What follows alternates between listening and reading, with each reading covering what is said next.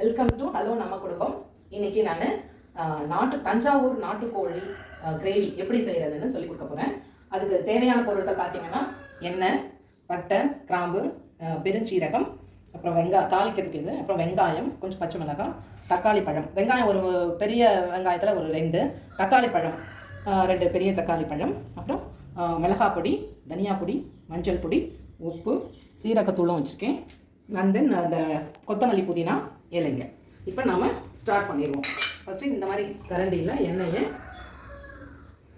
நான் ஒரு 3 கரண்டி அளவுக்கு எண்ணெயை ஊற்றிப்பேன். ஆயிட்டோம்.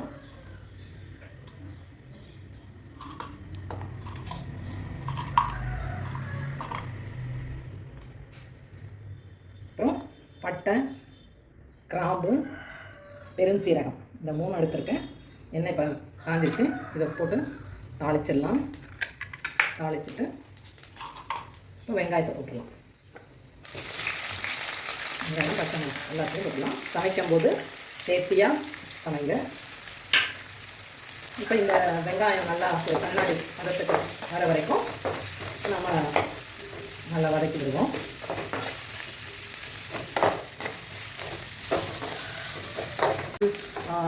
இப்போ நல்ல கண்ணாடி பார்த்துட்டு நல்லா வெந்து வந்துடுச்சு. இப்போ நான் இதோட தக்காளி பழம் அரிஞ்சு வச்சுருக்க தக்காளி பழத்தை ஆட் பண்ணிக்கிறேன். பண்ணிவிட்டு நான் என்ன பண்ணுவேன், கொஞ்சம் டேபிள் சால்ட் வதங்கிறதுக்காக கொஞ்சமாக தேவைப்பட்டோம். அப்புறம் நம்ம அதுக்கு பேலன்ஸ் கொடுத்துருவோம். கொஞ்சம் நல்லா வதங்கிட்டோம். அடுத்து நம்ம இஞ்சி பூண்டு இதெல்லாம் நல்லா வதங்கி வந்தோடனே இஞ்சி பூண்டு ஆட் பண்ணணும். நான் ஃபஸ்ட்டு சொல்லும்போது அந்த இஞ்சி பூண்டு சொல்ல மறந்துட்டேன். அதனால் இப்போ அந்த இஞ்சி பூண்டு அரைச்சி வச்ச பேஸ்ட்டு இருக்குது. அதை நம்ம இது வதங்கின உடனே போட்டுப்போம். இப்போ போட வேண்டாம். வதங்கினோடனே அதை நம்ம போட்டு எடுத்துட்டு அடுத்தடுத்த பொருள்லாம் நம்ம போடுவோம்.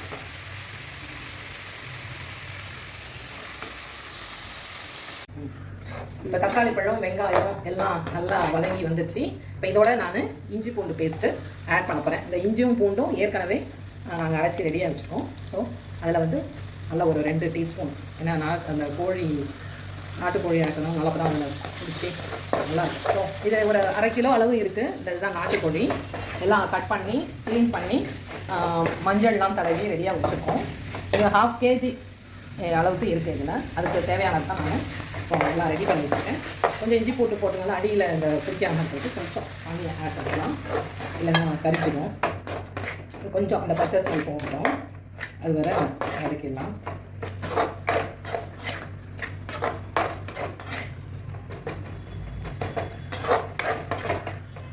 நல்லா வாசனை, இஞ்சி பூண்டெல்லாம் போட்ட உடனே நல்லா வாசனை வருது.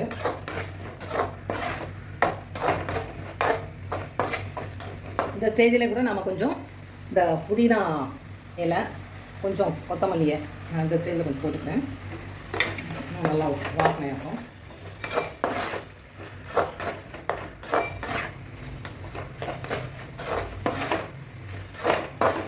நல்லா கொஞ்சம் பொறுமையாக வதக்கணும். அப்போ தான் அந்த பச்சை ஸ்மெல்லாம் இல்லாமல் அந்த நம்ம சாப்பிடும்போது நல்லா அந்த கிரேவி நல்லாயிருக்கும்.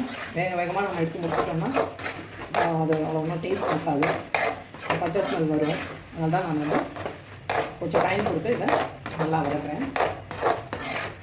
நல்லா வதங்கிடுச்சுன்னா அந்த எண்ணெய் அப்படியே மேலாப்பில் வரும். ஸோ அது வரைக்கும் நம்ம பொறுமையாக செய்யணும். நம்ம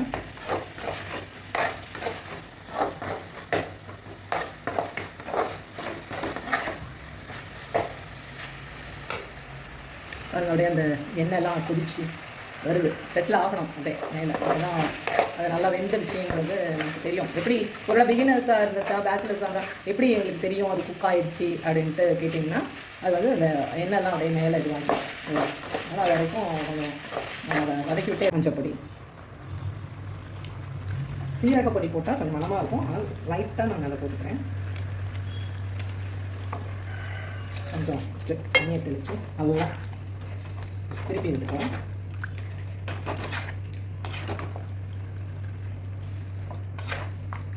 நம்ம இதில் உப்பு சேர்க்கணும், இன்னும் தண்ணி சேர்க்கணும், பத்தாது.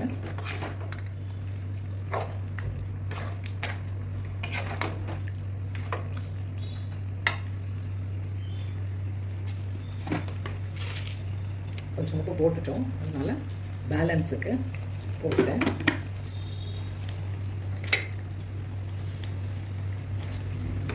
இன்னும் கூட தண்ணி ஊற்றணும். முழுக்கிற அளவுக்கு தண்ணி இன்னும் கொஞ்சம் ஆட் பண்ணிக்கலாம். பண்ணிவிட்டு இந்த இலையும் அதில் போட்டுடலாம். இப்போ நல்லா வேகட்டும். வெந்த பிறகு நான் கொஞ்சம் தேங்காய் ஆட் பண்ணுறேன். இன்கேஸ் தேங்காய் வேண்டாம்னாதவங்க தேங்காய் போட்டுக்க வேண்டாம். தேங்காய் போட்டால் கொஞ்சம் நல்லா இன்னுமே அந்த டெக்ஸ்சர் நல்லாயிருக்கும். அதுக்காக நான் அதை ஆட் பண்ணிக்கிறேன். சரி, வேகட்டும். இது வேகத்துக்குன்னா ஒரு எப்படியும் ஒரு 15-20 மினிட்ஸ் வேகணும். ஸோ அது வரை நம்ம வெயிட் பண்ணுவோம். சிக்கன் நாட்டுக்கோழி வெந்துருச்சாட்டு நல்லா வெந்துருச்சு. இப்போ பார்த்தாலே தெரியுது நல்லா இந்த பீசஸ் எல்லாம். இப்போ இதோட நான் என்ன பண்ணுறேன், கொஞ்சம் தேங்காய் வேணுங்கிறவங்க ஆட் பண்ணி, வேணாங்கிறவங்க அவ்வளோதான் சர்வ் பண்ண ஆரம்பிச்சிடலாம். நான் ஒரு தேங்காய் நாங்கள் யூஸ்வலாக போடுறது வழக்கம். அதனால் தேங்காவை ஆட் பண்ணி நல்லா அரைச்சி வச்ச தேங்காவை நாட்டுக்கோழியோட ஆட் பண்ணால் அந்த கிரேவி கொஞ்சம் நல்லா திக்காக இருக்கும். ஒரு டேஸ்ட்டாகவும் இருக்கும். அதுக்காக தான் நம்ம அதை கொஞ்சம் ஆட் பண்ணிக்கிறோம். அவ்வளோதான். இப்போ நாட்டுக்கோழி கிரேவி ரெடி ஆகிடுச்சு. இனி இதை எடுத்து சர்வ் பண்ணலாம். சாப்பிட்டு பாருங்கள். பிடிச்சிருந்தா சப்ஸ்கிரைப் பண்ணுங்கள். வேறு ஒரு டிஷ்ஷோட நம்ம மீட் பண்ணுவோம். தேங்க்யூ.